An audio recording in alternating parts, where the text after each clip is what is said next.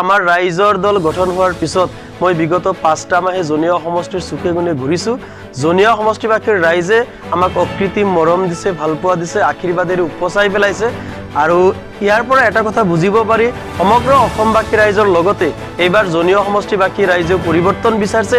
ইমান দিনে কংগ্ৰেছ আৰু ইউডিএফৰ নিচিনা দলে সংখ্যালঘু মানুহৰ আবেগ অনুভূতিক লৈ কেৱল ব্লেকমেইলিং কৰি যি ৰাজনীতি কৰি আহিছে, সেই ৰাজনীতিৰ পৰা তেওঁলোকে ওলাই আহিব বিচাৰিছে। আৰু বৰ্তমানৰ বিধায়কগৰাকী সমষ্টি উন্নয়নৰ ক্ষেত্ৰত তেওঁ ব্যৰ্থ হৈছে। সমষ্টি উন্নয়নৰ ক্ষেত্ৰত চকুত লগাকৈ তেওঁ কোনো ধৰণৰ উল্লেখযোগ্য ভূমিকা পালন কৰিব বিচৰা নাই। তেখেতে দুবাৰকৈ বিধায়ক হোৱাৰ পিছতো যদি সমষ্টিৰ উন্নয়নৰ ক্ষেত্ৰত বিশেষ একো কৰিব পৰা নাই, এই বিধায়কগৰাকীৰ পৰিৱৰ্তে সমষ্টিবাসী ৰাইজে সঁচা অৰ্থত এই সমষ্টিবাসী ৰাইজৰ যিবিলাক মৌলিক সমস্যা আছে, গুৰুত্বপূৰ্ণ সমস্যা আছে, সেই সমস্যাবিলাকক লৈ অসম বিধানসভাৰ মজিয়াত শক্তিশালীভাৱে ভূমিকা লোৱাৰ উপৰিও প্ৰশাসনীয় দক্ষতাৰে যাতে সেই সমস্যাবিলাক সমাধান কৰিব পাৰে, তেনেকুৱা ধৰণৰ যুৱ প্ৰজন্মৰ আপুচিন প্ৰতিনিধি এজন বিচাৰিছে। আৰু সেইকাৰণে আমি আশাবাদী জনীয়া সমষ্টিবাসী ৰাইজ এইবাৰ অখিল গগৈ ডাঙৰীয়াৰ নেতৃত্বত সৃষ্টি হোৱা ৰাইজৰ দলৰ প্ৰতি আস্থা পোষণ কৰিছে। আৰু ৰাইজৰ দলৰ প্ৰাৰ্থী জনীয়া সমষ্টিৰ যুৱক হিচাপে আমাৰ ওপৰত নিশ্চয়কৈ আস্থা ৰাখিব। সেই বিশ্বাস ৰাখি আমি সম্পূৰ্ণৰূপে আশাবাদী যে এইবাৰ আমাৰ ভাল ফলাফল হ'ব। নিশ্চিতভাৱে ৰাইজৰ দলৰ প্ৰধান শত্ৰু হৈছে বিজেপি। বিজেপিৰ দৰে ফেচিষ্ট, সাম্প্ৰদায়িক আৰু অসমীয়া জাতিবিদ্বেষী চৰকাৰক যিকোনো প্ৰকাৰে উফৰাই পেলোৱাৰ কাৰণে আমি প্ৰস্তুত আছো। গতিকে আমাৰ স্থিতি স্পষ্ট যে আমি বিজেপিক উফৰাবলৈ যি শক্তিৰ লগত থাকিব লাগে, সেই শক্তিৰ লগতে আমি থাকিম। কাৰণ যিকোনো মূল্যৰ বিনিময়ত 2021 চনৰ নিৰ্বাচনত বিজেপিক পৰাভূত কৰিব লাগিব, বিজেপিক ক্ষমতাৰ পৰা আঁতৰ কৰিব লাগিব। তেতিয়াহ'লে অসমৰ 7ম পুৰুষীয়া ঐক্য সম্প্ৰীতি ৰক্ষা হ'ব, বৃহত্তৰ অসমীয়া জাতীয় জীৱন ৰক্ষা পৰিব, আৰু দৰিদ্ৰ শ্ৰমিক আৰু কৃষক লোকসকলৰ জীৱন জীৱিকাও সুৰক্ষিত হ'ব। আমি মহাজোঁট বন্ধনৰ লগত একেলগ হোৱা নাই, আৰু কিছু ঠাইত আমি প্ৰাৰ্থীও দিছোঁ। কিন্তু একে সময়তে আপোনালোকে লক্ষ্য কৰিব যে আমি মহাজোঁট বন্ধনৰ লগত নাথাকিলেও সমগ্ৰ অসমৰ সমগ্ৰ বিধানসভাত কিন্তু আমি প্ৰতিদ্বন্দ্বিতা কৰা নাই। আমি অতি কম সংখ্যক আসনতে প্ৰতিদ্বন্দ্বিতা কৰিছোঁ।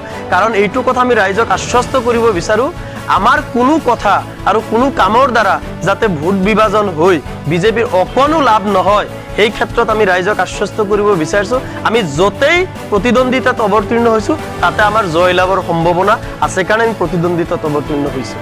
আৰু যদিও আমি মহাজোঁট বন্ধনৰ লগত একত্ৰিত হোৱা নাই, তাৰপিছত আমি বাৰম্বাৰ কৈছোঁ, যিসকল ৰাজনৈতিক দলে বিজেপিৰ বিৰোধিতা কৰি আছে, বিজেপি চৰকাৰৰ বিৰোধিতা কৰি আছে, তেওঁলোকৰ প্ৰতি সমৰ্থন আছে, শুভেচ্ছা আছে। আমি তেওঁলোকৰ প্ৰতি আমাৰ কোনো মুকলি তেনেকুৱা ধৰণৰ সংঘাত বা বিৰোধিতা নাই।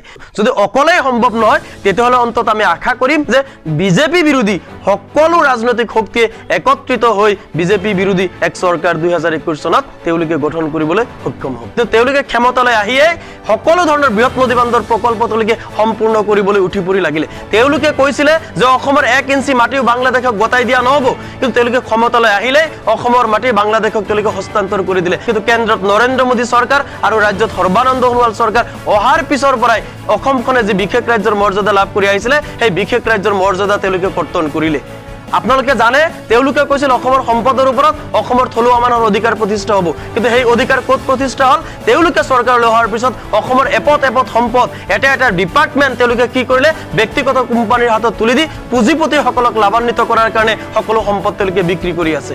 প্ৰভাৱশালী তথাকথিত দক্ষ মন্ত্ৰী ডক্টৰ হিমন্ত বিশ্ব শৰ্মাই 35% মানুহ আৰু 65% মানুহৰ সভ্যতাৰ যুঁজ কৈ তেওঁলোকে আচলতে মুকলিকৈ হিন্দু আৰু মুছলমানৰ মাজত সংঘাত লগাবলৈ বিচাৰিছে। এজন দায়িত্বশীল মন্ত্ৰীৰ এনেকুৱা ধৰণৰ বক্তব্যৰ বিৰুদ্ধে আচলতে আইনী ব্যৱস্থা কেতিয়াবাই গ্ৰহণ কৰিব লাগিছিলে। অসমৰ ৰাইজে তেওঁলোকৰ অসমীয়া জাতি বিৰোধী চৰিত্ৰ, দৰিদ্ৰ জনগণ বিৰোধী চৰিত্ৰ ইতিমধ্যে চিনি উঠিছে, আৰু তেওঁলোকৰ এনেকুৱা ধৰণৰ কথাত গৈ ভুল নাযায়। গতিকে 2021 চনৰ নিৰ্বাচনত জাতিবিদ্বেষী ফেচিষ্ট বিজেপি দলটোক কিন্তু অসমৰ ৰাইজে নিশ্চয়কৈ উফৰাই ব্ৰহ্মপুত্ৰ নদীত কিন্তু পেলাই।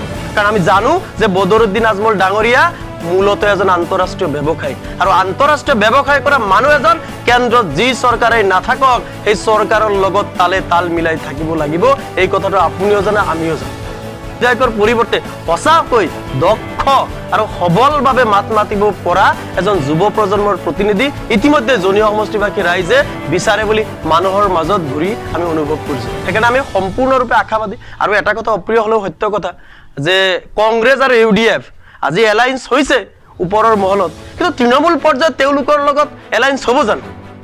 আজি জুনিয়াৰ নিচিনা ঠাইত কংগ্ৰেছৰ কিয় প্ৰাৰ্থিত্ব প্ৰদান কৰে? সৰুক্ষেত্ৰীৰ নিচিনা জাগাত তেওঁলোকে কংগ্ৰেছৰো প্ৰাৰ্থী দিব পাৰে, ইউডিএফৰো প্ৰাৰ্থী দিব পাৰে, চেঙাৰ নিচিনা জাগাত কংগ্ৰেছৰ প্ৰাৰ্থিত্ব দিব পাৰে, ইউডিএফৰো প্ৰাৰ্থিত্ব দিব পাৰে, কিন্তু আমাৰ জনীয় সমষ্টিত কিয় কংগ্ৰেছৰ প্ৰাৰ্থিত্ব দিয়া নহল বা দিব নিদিলে, ইয়াক লৈ নিশ্চয় তৃণমূল পৰ্যায়ৰ আমাৰ কংগ্ৰেছ কৰ্মীসকলৰ মাজত ক্ষোভ আছে। এইকাৰণেই যে গম পাইছে যে ৰাইজৰ দল তেওঁলোকৰ কাৰণে এতিয়া প্ৰত্যাহ্বানৰ সৃষ্টি কৰিছে, তেওঁলোকৰ হাতত খবৰ আছে, গতিকে তেওঁলোকে ভাগ ভাগ হৈ ইলেকশ্যন খেলিবলৈ জনীয় সমষ্টিত তেওঁলোকৰ সাহস গোটাব পৰা